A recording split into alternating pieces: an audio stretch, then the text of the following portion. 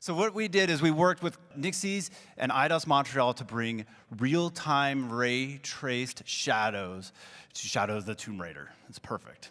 And so the thing to look at right now with RTX off, you saw the crisp shadows up there, and you saw right here. This is really hard to do, and that's why they don't do it at all, which is dynamic lights and shadows. These are dynamic point lights. They're really expensive to do in current rendering techniques because basically you have to cast shadows in every direction from the light. And this goes back to what you were saying earlier about having to put a cube map here and a cube map here, and every time you move, you have to redo all that rendering.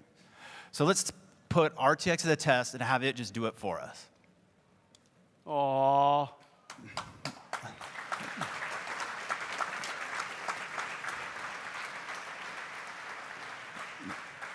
The beautiful thing about ray tracing is you turn it on.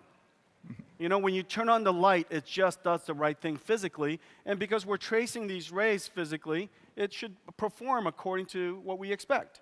Yeah, and so the umbras, where right behind, where it's nice and dark, it's correct. And where penumbra, where you have the softness of the shadow, because not all of the shadow is occluded, part of it is lit, you get some softness.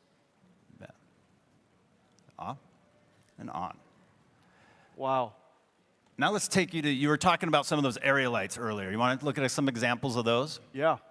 Well, here's a big example. This is an incredibly lit scene. This whole scene is amazing. It's beautiful.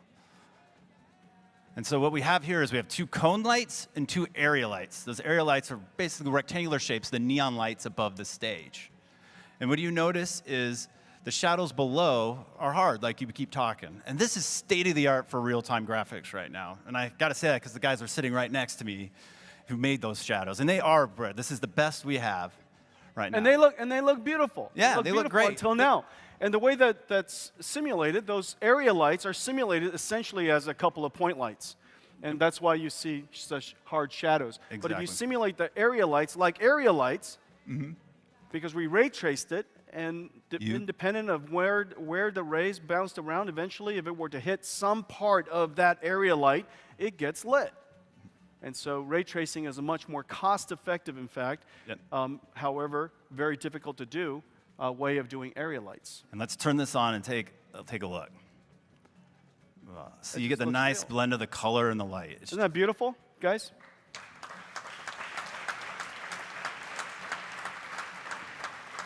It's rather.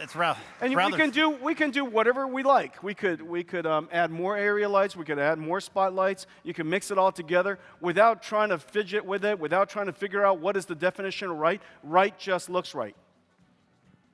That's another wisdom. Right looks right. And talking to the artists that do this, they tell me all great things about shadows. They're telling me shadow is another color to them. They love shadow. And they also told me that shadow and light is what they use to set the mood and tone of their environments. And so that's how important shadows are. And it feels like we just gave them a lot more depth for it. Everything just works. Okay. All right, man. Good job, Chad. Thanks.